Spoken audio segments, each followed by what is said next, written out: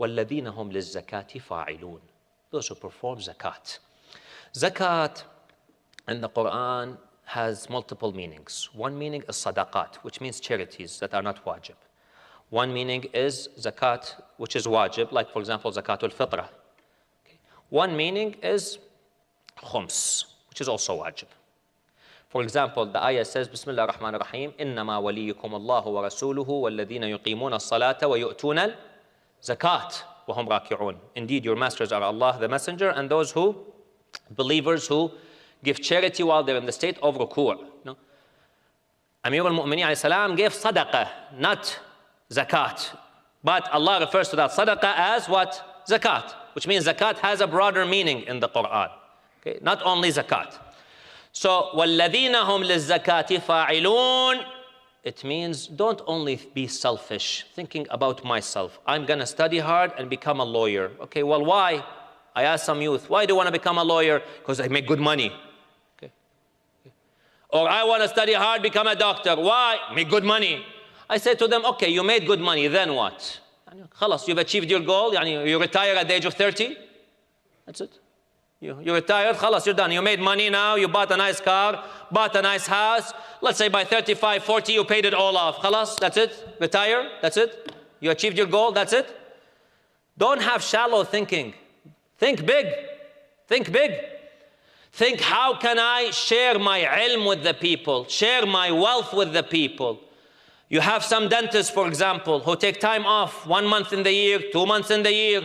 They go to Iraq, they go to Pakistan, they go to India, they go to Brazil, they go to poor people, poor countries. Try to serve, help them out.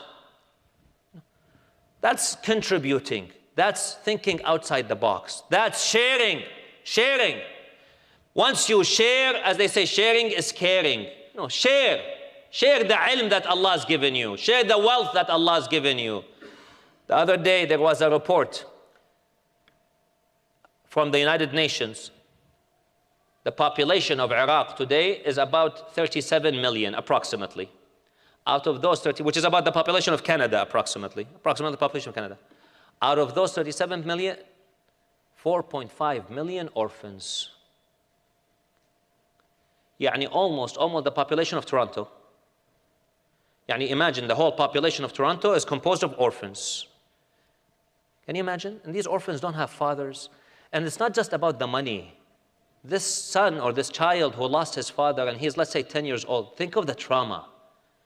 His father was here today, tomorrow he's gone. Khalas. That's it. Finished.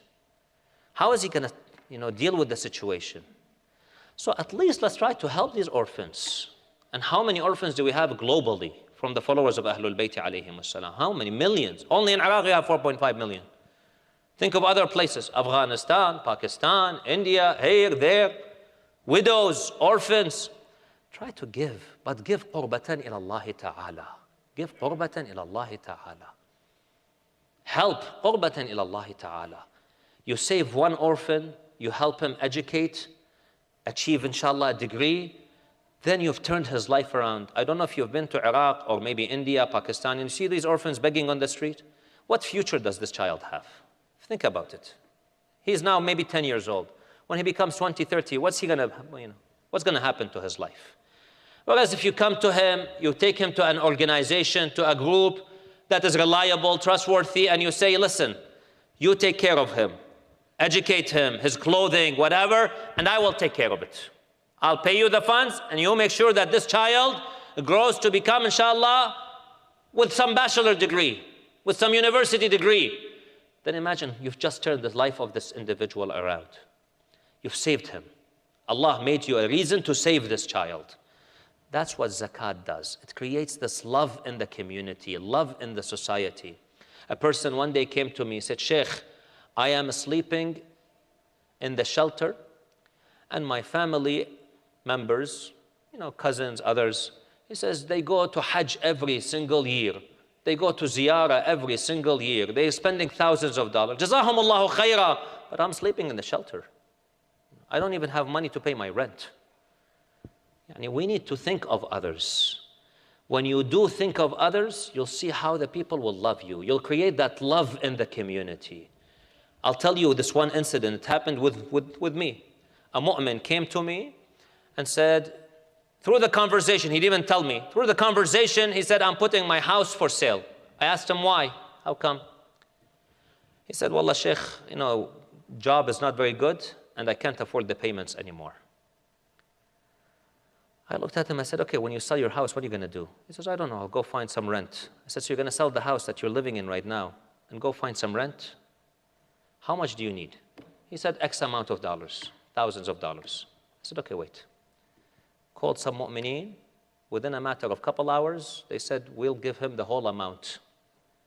And don't even tell him who it is. In fact, they don't even know who it is. Wallah. They did not even ask who it is. I said to them, there is a mu'min who's about to lose his house, so he's putting it up for sale. And this is in Canada. They said, khalas, tell him not to sell his house. We'll take care of his mortgage payments. They used to give the money to me. From me, it goes to his bank directly. He doesn't know who paid, and the payee doesn't know to whom it was paid. How many of such people do we have? That's really the essence of Iman. Iman is not just about standing for salat. That's between you and Allah. But what do people see of you? Your akhlaq. That's what they see of you. A group of people came to Imam al-Sadiq alayhi salam, and they told him, Allahumma salli ala Muhammad wa ali Muhammad. They said, Ya ibn Rasulillah, we come from a community that is all your Shia. They love you, they follow you, they obey you, they do this, they do that. Imam Salamullah alayhi told them, okay, they pray, they do things, okay, wonderful. He says, tell me, how do they deal with each other? Does the rich help the poor? Does the young look after the old? Do they look after each other?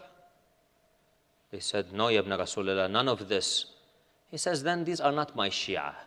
These are people who love me. They love us. They're our lovers. But don't say that you have come from a group of our Shia. Our Shia are people who care about each other. وَالْمُؤْمِنُونَ وَالْمُؤْمِنَاتُ بَعْضُهُمْ أَوْلِيَاءُ بَعْضٍ. Allah says, mu'mineen, male and female believers, they are to be supporters of one another, taking care of one another.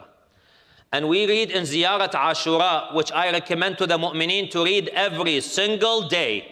Every day read Ziyarat Ashura. And inshallah you'll see the fruit of Ziyarat Ashura, reading it every day in dunya before the akhirah. You have problems, you have issues, read Ziyarat Ashura. Health problems, read Ziyarat Ashura. It is very important to read Ziyarat Ashura. It brings a lot of barakah in your life. In Ziyarat Ashura, we say, الَّذِي أَكْرَمَنِي بِمَعْرِفَتِكُمْ وَمَعْرِفَةِ أَوْلِيَائِكُمْ. Allah, the one who has honored me through recognizing you, Ya Aba Abdullah, Ya Ahl al-Bayt. I recognize you. Indeed, it is a blessing from Allah. It is an honor that we know who are Ahlul Bayt alayhimus salam, and inshallah we follow them. That's an honor. Not only is it an honor to recognize you and to recognize those who are the followers, your followers. وَمَعْرِفَةِ أَوْلِيَائِكُمْ, meaning us knowing each other is an honor to us. Think about this, brothers and sisters. Is this how we deal with each other in the community? Or while we're having chai here, oh, did you see this person? Look at that person. Look at him. Oh, look at this person. Oh, now this guy is standing for presidency. What? He can't even pay his, he doesn't even own his house. How can he become the president? Unfortunately, we have this kind of mentality. We judge people based on how much their wealth is. We don't judge him based on his taqwa, on his deen, on his religion, on his iman. How good of a mu'minah she is, how much she helps, she contributes.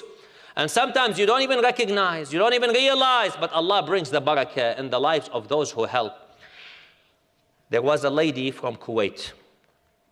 This lady used to build masajid without her family even knowing. She had a contact person in Iran. She would tell that contact, the trustworthy person, she tells him, go find the villages in Iran that don't have masajid. Poor people, small village. Tell me how much will it cost to build a masjid there, and I will send you the money. She built 14 masajids. 14. Then she died. Nobody knew. One day, a person from Kuwait goes to visit Iran for ziyarah, rents a vehicle, a car, and starts driving, goes around from one city to another city. He stops in one of those cities, the small villages. On his way, he wants to pray. He goes to the masjid. He's wearing his Kuwaiti attire. He enters into the masjid, prays the salat. The imam of the masjid afterwards comes to him, Salam alaikum, alaikum assalam. Where do you come from? I'm from Kuwait. Oh, mashallah. Did you know that the person who built this masjid is from Kuwait? She's a lady from Kuwait. He says, really? Oh, no, well, I didn't know that. I came by coincidence. I was passing by. He says, yeah, this lady, she passed away, rahmatullah alayha. Her name was Fulana, so and so. He said, really? Hey, that's my relative. I know her. So he goes back to Kuwait. He contacts her children, this elderly lady. He said, did you know your mother had built masajid in Iran? He said, no, wallah, we had no idea. Nobody knew. But Allah wanted to show the work. Why? Because it was done qurbatan ilallahi ta'ala. So Allah wanted to show. Is it a coincidence that this man from Kuwait happens to be passing by this masjid? Coincidence that the imam of the masjid knows that it is built by that lady? Coincidence that the imam approaches this man and talks to him? Allah wanted to show the amal salih.